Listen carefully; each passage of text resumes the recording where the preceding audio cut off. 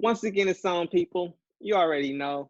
I'm Lance Jasper Jones. This is Jasper House Warriors. And today, for International Women's Day, we're taking it all the way to Africa. We're discussing sickle cell and mental health with Margaret Cassell. Let's get it. Margaret, how are you doing today? I am fine. Thank you, Jasper, for having me all the way from Los Angeles here to Of Freetown, Sierra course. Leone, West Africa. I'm Yes, of super course. excited. You're doing some very special things. I'm gonna allow you to tell a little bit about yourself, but I do have to mention that Howard University did provide you an award with changing sickle cell. And so you're doing some very special things. But go ahead. I want to know a little bit about you. Tell our Los Angeles people who Margaret Cassell is, and how was it growing up with sickle cell in Africa? Yeah, I'm surprised. How did you know about the Howard Award? Okay, so I'm Margaret Cassell, a sickle cell warrior. I was diagnosed at age 9. Growing up in Africa with sickle cell, I spent my childhood in the Gambia because I'm born in Sierra Leone, but I wasn't raised in Sierra Leone. I was raised in the Gambia during the Civil War. My mom went to the Gambia and then I went after her. So at age 9, that was when I got my first crisis. And then I was complaining a lot when I went to the hospital. They said, okay, she's SS. But my mom was in total denial. She was like, I don't have it. So does your dad. I bind and cast this. I don't know where you got it from, but this is not from us. So like we never really spoke about it. And thank God I had a healthy childhood. I mean, the temperature in the Gambia, well, it was favorable until I came back to Sierra Leone to go to the university. Then I started getting yearly crisis. I mean, every semester I'll be down with a serious crisis. Some lecturers thought it was exam fright. Long story short, I luckily graduated with my badge, but I experienced a lot of challenges when I went to the university with my health. It's like because my first crisis was at age 9, and then my second crisis I could remember was at 18. So the gap, you see the huge gap. And then when I went to the university at 19, every year, every semester, I was getting a crisis. It was really challenging. So yes, I grew up with my mom, of course. She raised me single-handedly. So she's a strong woman. I celebrated today, International Women's Day. So I'm from a single parent. I have siblings. And how did I go into pageantry? I am a model, a beauty queen, a sickle cell advocate. So as a beauty queen, you have a voice and you should use it wisely because the spotlight is on you. I competed for Miss Sierra Leone. I wanted to be Miss Sierra Leone. It's a title that the winner of Miss Sierra Leone represents Sierra Leone at the Miss World stage. So I didn't win, but it gave me so much exposure, the platform.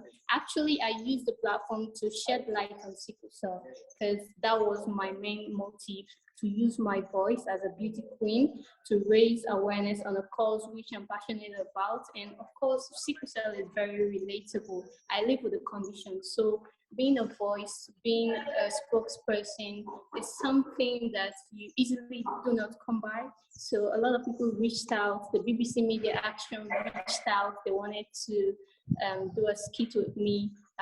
The video went viral and a lot of people, medical people, doctors, like influential people like the mayor of Freetown. It's something that like if I never had done, like I would never have met so many influential people, like the platform, being a beauty queen, using your voice, I mean, to advocate for a cause close to your heart is something on another level. So that was what really made me special amongst the other contestants because I had a personal story to tell. I used my platform to shed light on a cause, and it was something so relatable because I live with the condition. So that sets me apart. So you see, like it's been such a journey. Um, I didn't win the pageant, but I got the platform, the voice, and I still have the platform, the space which I continue to use. And right now, I want to track all the attention to foundation, because people tell me, how do you want me to help you? So I registered a foundation called Cassell Sickle Cell Foundation. I want to help warriors like myself and to reach it. Like in Africa, there's so many challenges. A lot of them reach out to me begging for sometimes medical support, and it's a bit challenging. So with the foundation, I'll channel all the resources to help medically, financially, to warriors, and help them just as I would help myself, because sickle cell is quite expensive. It's very expensive. And Yes. it's an emergency situation that if it's not treated properly and with care, like you easily lose it. You easily, like, you just slide away. And so I just want to use the platform to help, and I want to leave a legacy. So I've said a lot, right? No, That's you are general about leaving a Margaret. legacy. That is 100%. You are leaving a legacy. And you're just doing some great things. You mentioned a lot of things, starting back with, how many issues you had while being in university. Same thing goes, for myself and many sickle cell patients here. It's really difficult to be a sickle cell patient, living with sickle cell in college. Um, for instance, one time I had a crisis in my brain, and I actually had to take time off, several years from school because of that. Mm. So, we have these common, concerns and issues. And then you also mentioned, while you were doing pageantry, how what separated you was that you had sickle cell, and often the reason why, this conversation is really important as well, because we're taking it global, is often a lot of sickle cell, people living with sickle cell just go throughout their, lives without really connecting with another person with sickle cell. And so it's really important that we try to connect and build a bridge, across our countries for people with sickle cell to connect and to be able to, have these discussions and, build these communities, because we shouldn't feel alone. Sickle cell doesn't just affect specific groups or specific regions. It's really a global concern. And that's what we're here doing. You're doing it for your country, I'm doing it for my country. And together, we could take it so far. And so moving forward, I want to know, what are some of the biggest concerns for people living with sickle cell there in Africa? We mentioned the medical, we have medical issues here as well within the hospitals and things like that. So we want to know, are we dealing with some of the same issues, or is it a little different? I believe it's the same. I mean, maybe yours is even better, but like the healthcare system in Africa, it's a bit down low, challenging. You guys might be lucky. I mean, a lot of us wish we were abroad, living in abroad, to get a better healthcare system. Because this is one of the reasons when I get a crisis, like a severe crisis, I try to go as much as possible. I try to get an emergency fund or go to a private hospital, because I don't want to risk my health. And because going to a government hospital, like the system is so poor, they might put you on like outpatient for the longest, and you'll be in pain. You have to do all the paperwork, and like sickle cell is an emergency situation. Like even the United Nations recognize it as a global public health concern, but in the hospital they don't really treat it. It's like we're treated like any other, I don't know, a pain kind of. You guys are always sick. You guys like we're treated like an outcast. So it's kind of really challenging. I mean, the medication is something else. Not everyone can afford it, right? So you go to the provinces, it's different, quite different from the cities. In the provinces, they might even tell you that this family, they have witchcraft in their family. There's little or no awareness. people will tell you, this family, they always eat their children. Can you imagine? The myth is so much that people lack the education, they lack the knowledge, they do not know it's a genetic condition and it runs from generation to generation. They just think these are witches, they are wizards, they have some witchcraft in their lineage. And these are some of the challenges, like medical, the education system is low. I mean, the healthcare is poor. If you are lucky enough to come from a middle and average class family, or you can cater for your health, fine. But what about the people that can't really afford it? This is why I try to reach out to so many people. You know, sometimes I go to no, I just don't wait for World Sickle Cell Day or Sickle Cell Awareness Month. I use every opportunity that I have to raise awareness. If I can't go to the urban settings, the rural settings, the provinces, I go to the radio stations. Yeah, a lot of people still listen to radio stations. So I go to different radio stations, try to sensitize, raise awareness, educate people, tell them that this is a genetic condition and it can be prevented. We all know prevention is better than cure, but if there's little or no awareness, how will people know what right path to choose? So I try to tell people to make informed decisions. I campaign for people to know their genotype, so that you not burden your unborn children with sickle cell, because this is a life-threatening disease.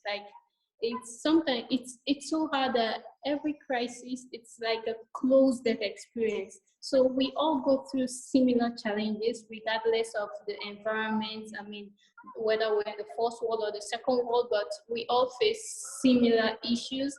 And it might be worse in Africa because of we are low income earners, and our healthcare providers are a bit, sometimes you go to the hospital, you tell them what to do. They'll say, no, don't teach me my work. I know what to do. No, this is my life. I have to tell you, this is what it's best for me. Sometimes, even the nurses, they don't know how to treat patients with sickle cell. It's like this, it has to go back to College of Medicine or the nursing school. They get idea, but they keep guessing on you, and you can be using it as an experiment when I'm in pain. You need to get these people really informed, really they should know about the condition, because this is what their line of study. So if they don't know and I tell them that this is what I want, or give me a pain medication, and you'll be like, wait, don't teach me my job, don't do this, don't do that. Sometimes it's so pathetic, it's so challenging. I feel sick. Sometimes, okay, most warriors don't like going to the hospital.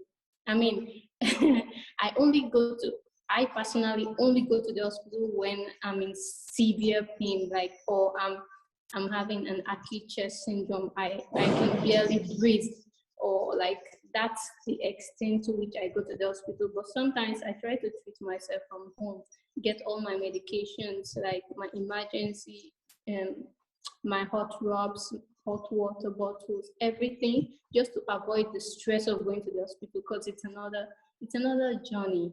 Going to the hospital, getting out of the hospital, it's something you don't want to deal with. I don't know how it looks in your country, but these are some of the challenges we face in Africa.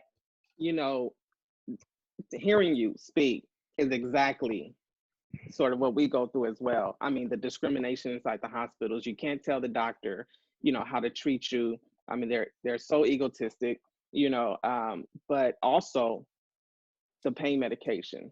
We no matter how we present ourselves, no matter what type of pain we're in, we're treated as drug seekers when trying to just go through the ER and try to get, any type of assistance. And like you said, we are talking about our lives, and it just seems like the education within the medical space is, so inadequate, that, they don't really have the tools or the educational background to even treat people with sickle cell. And it is very sad to hear that all the way from Africa, all the way to LA, we're dealing with sort of the same issues we have medications, new medications coming on to the market that a lot of sickle cell patients just can't afford, you know, and that is heartbreaking to hear, but this is why we're doing this, right? This is why we're stepping up and trying to become, the people who are changing those narratives, changing those stereotypes, for each and every country that we can, right? Jasper House Warriors, of course, we are hyper focused on mental health and sickle cell. And the way I see sickle cell attributing itself, you know, to mental health is that we're born with it. And from the gate, we don't really have, those options to say, oh, you're going to flourish, or you're going to beat it. We're almost sitting on death row our entire life just waiting to go. And doing so, we've lost so many friends that we've connected with over the years, especially for myself here in Los Angeles. It becomes very depressing and heartbreaking. I want to know, how do you see sickle cell affecting mental health?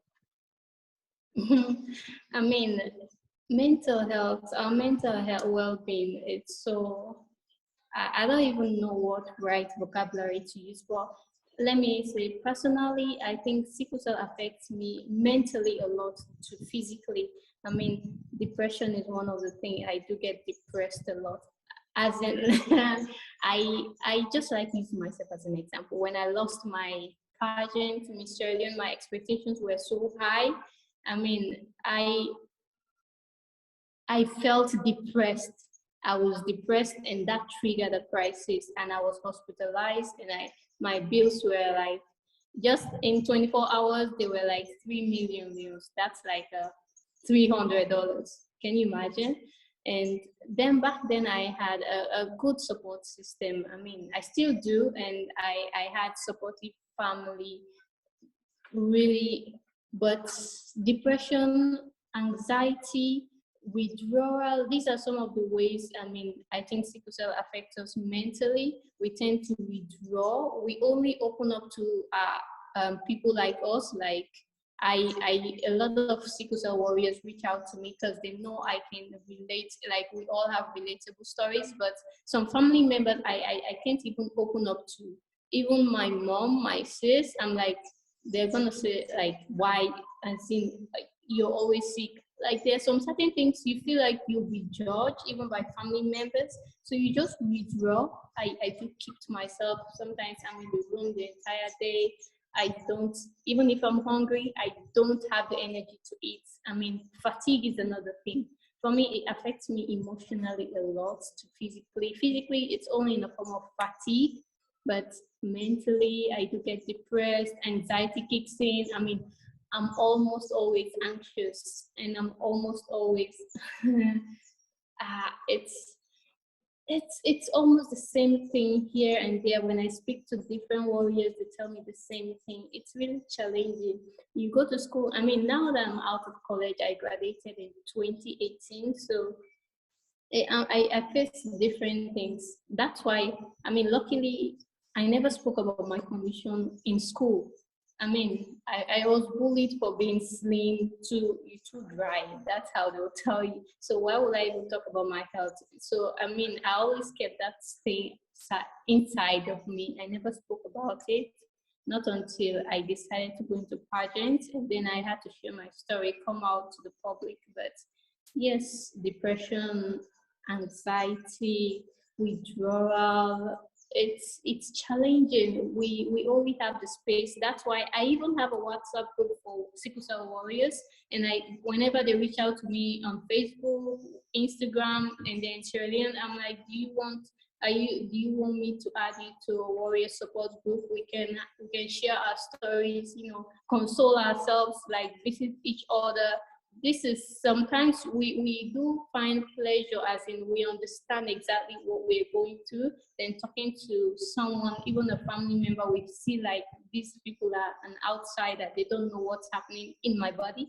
They don't know what's happening to me. So I can only talk to someone that knows my pain, that feels in everything the way I do. So that's how mentally sickle cell affects us. You Does it are relate to you? Yes, I mean, absolutely the same. Depression, anxiety, um, all of those things. Like I was a person who wouldn't um, make schedules. Like I wouldn't plan because leading up to whatever the event would be, I would just completely unravel because I'm scared to go into a crisis and miss that event or let people down.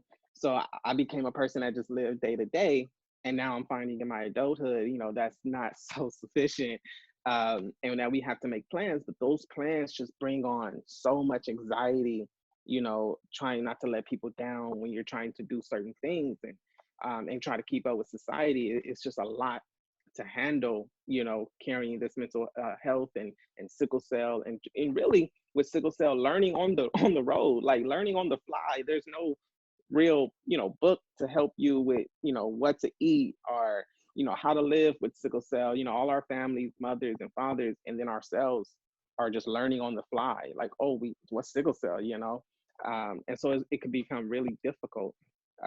You are simply amazing. You are a champion. You are a true warrior in the space. Here on International's Women's Day, Jasper House wouldn't want to highlight any other person today, besides you. And before we get out of here, please let our Los Angeles community and people across the country who will see this, let them know what you want them to know about Margaret Cassell. Hi, my from Freetown, Sierra Leone, West Africa to Los Angeles, United States of America. I am Margaret Cassell. I am a sickle cell warrior, an advocate, a model, a beauty queen, using my voice to raise awareness and talk for sickle cell and advocate for warriors and advocate for sickle cell health policies. I mean, government could really use and do us a big favor by giving us health policies. They could even intervene like in preventive measures, like making it like a compulsory genotype free testing to encourage people to know their genotype, intending couples before getting to marry, starting a family. A lot of people still do not go for counseling. Yesterday, a friend reached out. She was like, "Hey, Maggie." I'm like, "What?" She said, "My daughter has sickle cell." I'm like, "You were busy falling in love."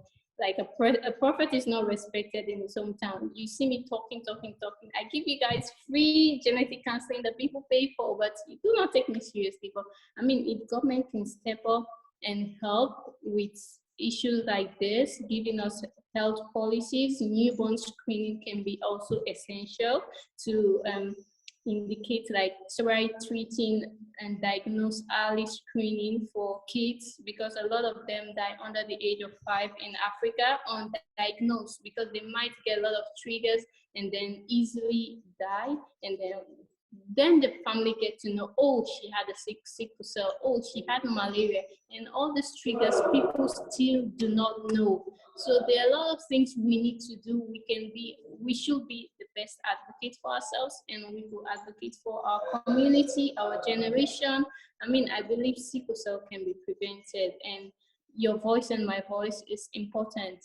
It's not up to a person. We can do this together as a community. So thank you for reaching out.